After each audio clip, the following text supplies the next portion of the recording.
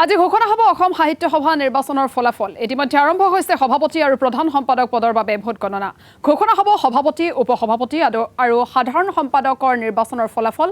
সভাপতি পদত অৱতীৰ্ণ হৈছে ডক্টৰ বসন্ত কুমাৰ গোস্বামী আৰু ডক্টৰ উপেন ৰাভা হাকাচাপ।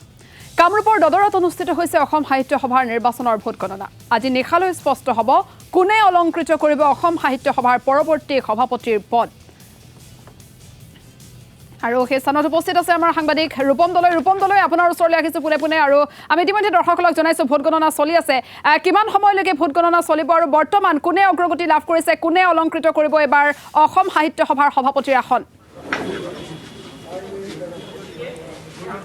নিশ্চয়কৈ আইচেংফা কোন হ'ব অসম সাহিত্য সভাৰ পৰৱৰ্তী সভাপতি আৰু কিছু সময় পাছতে গম পোৱা যাব। কাৰণ যি ভোটগণনা প্ৰক্ৰিয়া, সেই ভোটগণনা প্ৰক্ৰিয়া কিছু বিলম্ব হৈছিল আৰু তাৰ পাছত দেখিবলৈ পোৱা গৈছে এইখিনি মুহূৰ্তলৈকে এয়া আপডেট হৈছে যে ডক্টৰ বসন্ত কুমাৰ গোস্বামী 80টা ভোট লাভ কৰিছে, তাৰ সমান্তৰালভাৱে ডক্টৰ উপেন ৰাভা হাকাচামে লাভ কৰিছে 69টা ভোট। গতিকে আমি এইখিনি মুহূৰ্তত সভাপতিগৰাকী আছে, সভাপতি ডাৱৰীয়াৰ ওচৰলৈ যাবলৈ চেষ্টা কৰিছোঁ। ইতিমধ্যেই ভোটগণনা প্ৰক্ৰিয়া চলি আছে। এইখিনি মুহূৰ্তত আপুনি কি আশা কৰিব পৰৱৰ্তী সভাপতিগৰাকীক লৈ, বা পৰৱৰ্তী সভাপতিগৰাকী কেনেকুৱা হোৱাটো বিচাৰিব?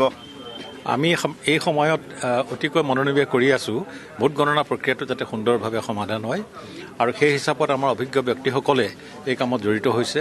আমাৰ যিখন মুখ্য নিৰ্বাচনী বিষয়াসহ যি দুজনক আমি নিৰ্বাচনৰ কামত যুক্ত কৰিছিলোঁ তেখেতসকল, আৰু আমাৰ সভাৰ জ্যেষ্ঠ আৰু বিজ্ঞ কেইজনক আমি সন্মুখত ৰাখিছোঁ আৰু দৰ্শকসকলেও চাই আছে।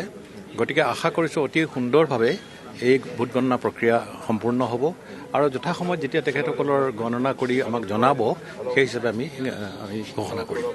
ভোট গণনা চলি আছে, কিমান ভোট গণনা হ'ল এতিয়ালৈকে? এতিয়ালৈকে আমাৰ তিনিটা ধৰণত হৈ আছে। সভাপতিৰ কাৰণে এঠাইত হৈ আছে, উপসভাপতিৰ কাৰণে হৈ আছে আৰু প্ৰধান সম্পাদকৰ কাৰণে হৈছে। এটাকৈ গৈ আছে। গতিকে এতিয়াও একেবাৰে সম্পূৰ্ণ শুদ্ধ উত্তৰটো দিব পৰা হোৱা নাই। গতিকে যথাসময়ত আমাৰ সম্পূৰ্ণ হৈ উঠিব। আশা কৰিছোঁ মানুহে এটা অতি সোনকালে খবৰটো পাব। এইবাৰ দেখিবলৈ পোৱা গৈছে দুয়োগৰাকী যোগ্য ব্যক্তি সভাপতি পদৰ প্ৰাৰ্থীৰ কাৰণে। কেনে হোৱাটো বিচাৰে আপোনাৰ সভাপতিগৰাকী? সভাপতিৰ কাৰণেতো অসমৰ জনসাধাৰণে ভোটাধিকাৰ সাব্যস্ত কৰিছে। আমি আশা কৰিছোঁ যে অসমৰ জনসাধাৰণে যোগ্য বুলি বিবেচনা কৰা যিকোনো দুয়োজনেই যোগ্য ব্যক্তি। গতিকে তাৰ ভিতৰতে যিজনেই সৰ্বাধিক ভোট পাব তেওঁকেই আজি ঘোষণা কৰা হ'ব।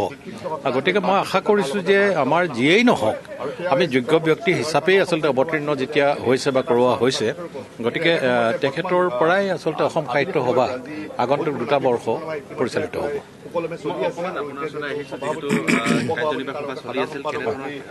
কাৰ্যনিৰ্বাহ সভা চলি আছে, এতিয়াও চলি আছে।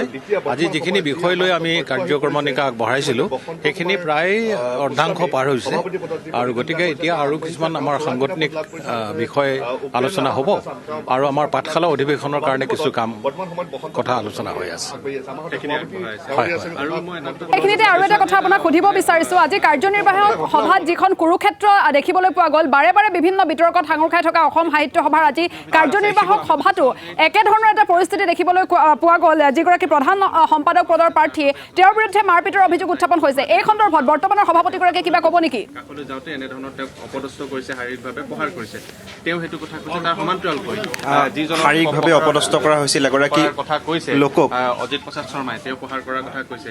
তেওঁ এটা কথা কৈছে যে অজিত প্ৰসাদ শৰ্মা ইতিমধ্যে প্ৰধান সম্পাদকৰ তেওঁ প্ৰতিদ্বন্দ্বিতা আগবাঢ়িছে। তেওঁ কৈছে যে গোটেই পৰিৱেশটো আচলতে তেওঁ ধ্বংস কৰা এটা পৰিকল্পনাৰ, কাৰ্যনিৰ্বাহক সভাখন ভাঙি দিয়া এটা পৰিকল্পনাই আগবাঢ়ি আহিছিল। নাই, তেনেকুৱা ধৰণৰ তেনেকুৱা কিবা ঘটনা ঘটিছে আমি সেইটো কেতিয়াও ভবা নাই আৰু নেভাবোঁ এইটো। কাৰণ যিসকলে অসম সাহিত্য সভাখনক গঢ়িবৰ কাৰণে আগবাঢ়ি আহিছে তেওঁলোকে ধ্বংস কৰাৰ কাৰণে যদি কোনোবাই কয়, সেইটো আচলতে আমি এইটো নাভাবোঁ। আৰু আজি যিটো ঘটনা ঘটিছে সেইখিনি সময়ত হৈছে মই উপস্থিত নাছিলোঁ এই টুকুৰাত। আপোনাৰ ওচৰত অভিযোগ আহিছে নেকি? নাই, এতিয়ালৈকেতো অহা নাই তেনেকুৱা কোনো অভিযোগ। যিগৰাকী সুশীল ডেকা তেওঁ এটা অভিযোগ দিছে সংবাদ মাধ্যমৰ সন্মুখত, বা আমি দেখিছোঁ যে মাৰপিট এক প্ৰকাৰ মাৰপিটে হৈছিল অজিত প্ৰসাদ শৰ্মাৰ সৈতে। নাই, সেইটো মই এতিয়ালৈকে পোৱা নাই, কিন্তু মই শুনি আছোঁ যে বাহিৰত এটা হুলস্থুল হৈছিলে। ইতিমধ্যে আমাৰ কাৰ্যনিৰ্বাহকৰ সভাখন আৰম্ভ হৈছিলে। সেই আৰম্ভ হোৱাৰ ঠিক প্ৰাক মুহূৰ্তত এই ঘটনাখিনি ঘটিছে। গতিকে সেইখিনি সময়ত আমি সভাৰ কামত ব্যস্ত আছিলোঁ ষ্টেজত, মঞ্চত।